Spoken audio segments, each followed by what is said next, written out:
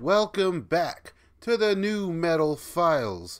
Very happy to be here with you guys. It's been a while since we've done one of these.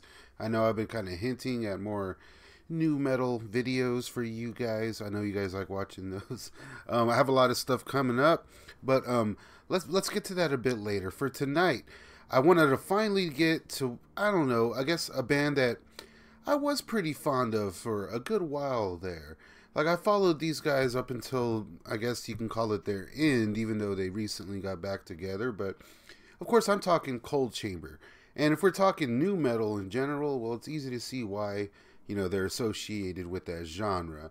I kind of see these guys as more of like a, I don't know, like a, kind of like a gothier version of all that stuff. Like a more teen angsty Korn, or like, you know, like Korn mixed with a little Marilyn Manson. And around this time, there was like the whole, like, I'm a Disturbed singer guy, you know, like those bands.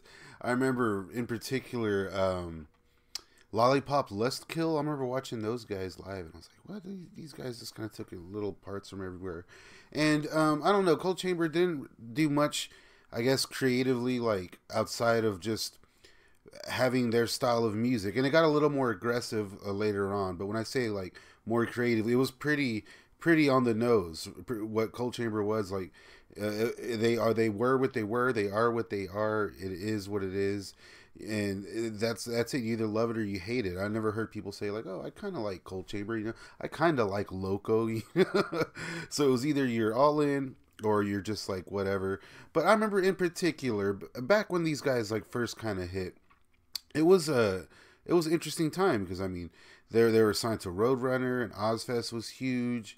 I remember like some feuding going on with them and ICP back in the day. Maybe we can touch on that too here in a bit. But for now, I don't know. Maybe we can watch the video I picked is for them at Dynamo Fest, I believe in like 99 or something like that, 97. And it's a very early on performance with their original lineup, as far as I could tell. This may be their second drummer. I'm not positive on that. A little weird. Looking into them, I realized I didn't really know that much about them, not as much as I thought. But let's get to it. Let's watch a little bit of their live performance from Dynamo Fest. This is Cold Chamber back in the day.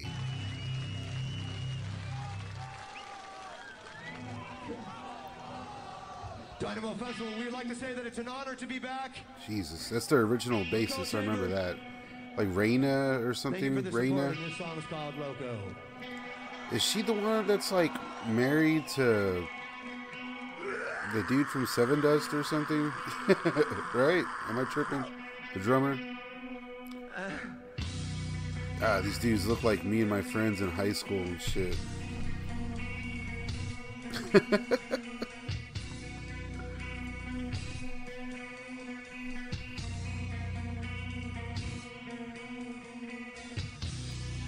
It's very basic music, very basic stuff, very basic sound, and it's like I always kind of not compared them, but I always kind of saw these guys as like, kind of like the street punk version of this kind of music, the street punk version of the Spooky Kids or Marilyn Manson, you know, not so much like theatrics and whatnot, but more so just aggressive, fast, simple music. Like, listen to the energy here. Like, it's almost off tempo. It's almost a bit too much, but they're getting it. It's there. The energy is there. It's all, like, the guitarist. I believe it was the guitarist and Dez, the singer, that started the group, and you can tell these dudes are tight. You gotta wear the Jinkos. You gotta jump up and down. And these dudes, man, these dudes hit pretty heavy from what I remember. Like right off the bat, I mean, it's from what I was able to find, they had some sort of connection. I think it was homie from Fear Factory, the guitarist. I think it was him and like Ross Robinson, from what I found, that kind of had connections with these guys, and they pretty much hit the ground running, you know. Signed to Roadrunner. on some big festivals, Ozfest. They probably toured with Nonpoint or some shit. Sharon Osbourne was their goddamn manager. You know what I mean? And they'd find themselves in some, assorted dramas here and there. I don't think their lineups really went too far. The album after their self-titled, though, Chamber Music, that one, that was the album that I really, I was a fan of. That was the one. I had both of them whenever those were the only albums out from them.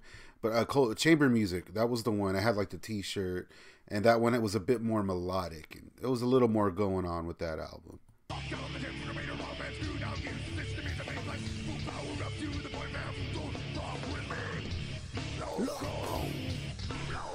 You see, the songwriting's so simple, loco, and they're from California. This is an interesting take on the psycho loco scene. I don't know if that's what they're trying to do here.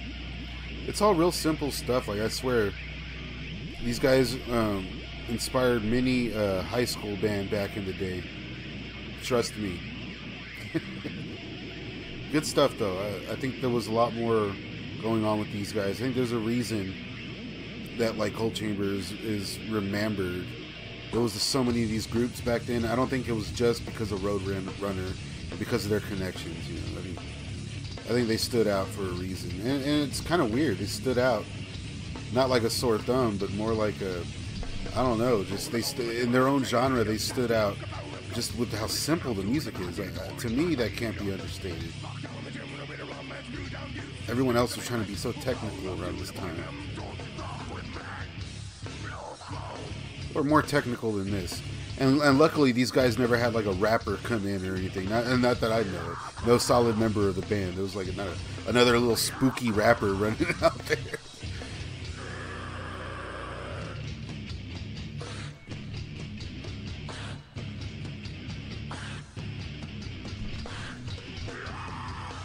Okay. So, we don't have a bald guy in the group. We got the dreads, we got the baggy pants. It looks like we even, let me see, where is it? I want to make sure before I say it. This is not something I want to get wrong on the New Metal Files. Yes, sir. We got a guy with crosses, I guess X'd out nipples with duct tape, I'm assuming. Another new metal trope, one I don't think we've seen on here, although I know I've mentioned it. Be sure to leave me a comment down below if you ever put X's across your nipples in your youth. Go ahead and like this video right now. It doesn't take long. Hit that like. Hit that like. Leave me a comment. Thank you very much. Let's see.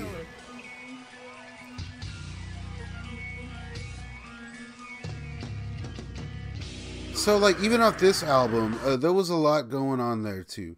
I think on their first album, that's where this song was, Loco. In particular, I still think Big Truck is a jam. Although, it's that one really lends to the simplicity. That is literally the same thing over and over. Sounds like a jam room jam. They're just jamming. They heard a big truck outside. Someone played a riff. He said, "Big truck."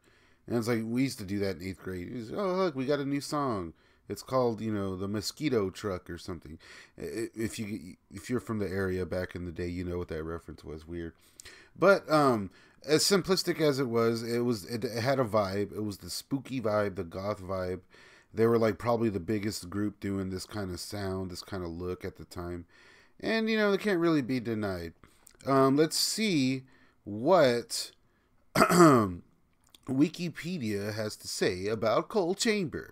Cold Chamber is an American nu metal band formed by Des Fafara and Meigs Rascon in Los Angeles in 1992. Good Lord. I had no idea they were that old. Initially under the name She's in Pain. Never heard that. I wonder if I can find any of their demos or anything. Wikipedia goes on to say the original lineup also consisted of bassist Raina Foss and drummer John Tor. Mike Cox replaced Tor on drums shortly afterwards, and thus the Cold Chamber lineup was complete. After signing to Roadrunner Records, they released their self-titled debut album, Cold Chamber, in 1997. And as I said, it was the album after that, Chamber Music, that I was really drawn to. That one I believe was like 2000 or something, and that one was all over the place. I remember that was the album that found them a lot on TV. That was the album that found them on Ozfest. I remember that. Yeah, that was specifically the one with Ozzy, the Shock the Monkey. I did not like that song, but it is what it is. That thing was on the radio all the time back in the day. Y'all guys remember that? And this is also the era where they had their troubles with Insane Clown Posse. But they went on to release the album Dark Days after that. That was where they started to get a lot heavier. The lineup changed, all kinds of stuff. A lot of friction between the band. Went on tour with American Head Charge, Lollipop Lust Kill, probably Nonpoint or some shit. And then they broke up around then, reformed with Rivals, and that was their last album apparently to date. They're currently together, and they just played that Blue Ridge Rock Festival. There was apparently a huge disaster, but they were there, and they're still out there killing it. Still sound as heavy as usual. And in between all that, there was like Devil Driver and everything like that. But I always was fond of Cold Chamber. I'd always go back and look at them with like rose-colored glasses. It's like this simple kind of thing that takes me back to 7th grade, and back when I was just all about this stuff, Hot Topic and whatnot, back in the glory days of the new metal past. But let's see if we can check out some of this footage with them and ICP. Now with Cold Chamber and ICP, as far as I could tell, it was pretty amicable. The heat didn't come in until Sharon Osbourne jumped into the picture. So, like, there's not necessarily a beef between the guys, although you can tell that they're biting some tongues. You know these guys? Cold Chamber? Cold Chamber. Yeah. You know how they know him? How do they know them? We were on tour with them. Oh, you're on tour with them. No, Oh, They threw these guys. Well, there's a big argument. These guys got thrown off of ICP's tour. oh, I see. And there's all sorts of rumors. I'm not sure what the truth is. All right, what is the truth? Why did these guys get thrown off? The truth of the deal is they got thrown off the tour because we were paying them a lot of money, Right. and nobody was coming to see them. Is Damn, true, that guys? sucks. No. Well, how can you tell if no one's coming to see him? Yeah. Hold on. First of all, You know how you I could could tell that they because they were selling about 5 shirts a night. Right. And when we threw them off the tour, all right, it was still advertised that they were there. Right. And my brother took close tabs because we weren't sure if we made a good move or not. But we threw them off the tour for a total of 15 tickets were refunded. Wow. What happened I mean, in that don't really mean Atlanta, nothing. L.A., Dallas? Those shows got canceled. Because we did Woodstock. What happened to Pittsburgh? Atlanta. What happened in L.A.? It got canceled because we did Woodstock. Same thing with Dallas. What about Atlanta, Pittsburgh? 600 tickets were returned. What about So Pittsburgh? you guys don't like Insane Clown Posse now? Are you at war with them? we Oh, just you're okay wanted with to them. know Hold why, on a because- minute. Oh, you came down to find out why you were because canceled. there was 100 different reasons we were told. Gary, get rid of that microphone. It Yeah, doesn't we work. can't even hear these guys. Yeah. Listen, I'm going to be honest. Yeah. From what I've All been right. They told, wanted. And like, I don't know, it all makes sense, I suppose. If anything, I mean, you're on Howard Stern with ICP. These guys, those shows were always huge. When ICP would go on there, they used to be like a regular thing. So I mean, these guys are milking it. Problem or not, you go on there and you rap your goddamn shit. You got kicked off a tour. These guys probably jumped Didn't right know on why they were another. thrown off the tour. from what I've been told, 15 tickets total got returned. Let me tell you something. Right. We wanted Cold Chamber because they are big and they do got a lot of fans. Right. But one thing I know, and now I know this, is that when you put ICP on a bill with anybody else, people hate ICP so much Right. that even Cold Chamber's fans aren't going to come out because they don't want to. It's just ICP. So you're saying that it's hard for you. So to there's be really matched no with hate anyone. between the Saying that guys. they're only worth tickets were returned. So, That's like, the all beef and comes my full brother, circle. who's my tour manager. does his best with to Sharon repeat it. Osbourne. Right here, bud. What happened between you and Insane? I love Insane Clown Posse. I love you and Ozzy. I mean, I'm in love with everybody. I know. Now, what is happening here? I don't understand this vicious attack. Hold on, let me just. Okay, we're gonna do this legitimately. All right, go ahead. She's gonna make the allegations and I'll answer to them or whatever, and then I'll do the same. Okay. Whatever. All right. Like whatever. a debate. Like Okay. People's Court. Okay, she said we had to cancel shows. There were 3 shows canceled on our tour. That's it. Fact. Not opinion, fact. There was Dallas was canceled, Houston was canceled, and LA was canceled. Now, the band that she managed, those fishnet homos that were in here yesterday, they came in here and said, why'd you guys have to cancel the shows? Okay, maybe 'Cause there we're is some worth beef. tickets. No, we canceled those Sharon, shows. what happened? In because other we words, did- a band that you managed Hold on, well, was we booked canceled with. those shows because we did Woodstock. All right, wait a second, Sharon. Woodstock. I don't deny Cold Chamber's a big band. Right. They got a lot of fans. They haven't had an album out in like 3 or 4 years. Right, your They point of weren't view. drawing any damn fans. Now listen. Right. So rather than say that, say you guys aren't worth any damn tickets, we come up with anything we could other than blatantly just tell them what they're worth, which is nothing. Right. So we didn't want to say that. Well, but now they if want to they drag it don't, out what into are the you two mainstream. worth? You want to drag Yeah. it? We went on our I guess website he and did said have a production secret problems. That's ulterior why we kicked motive. them out the door. You want to make it public?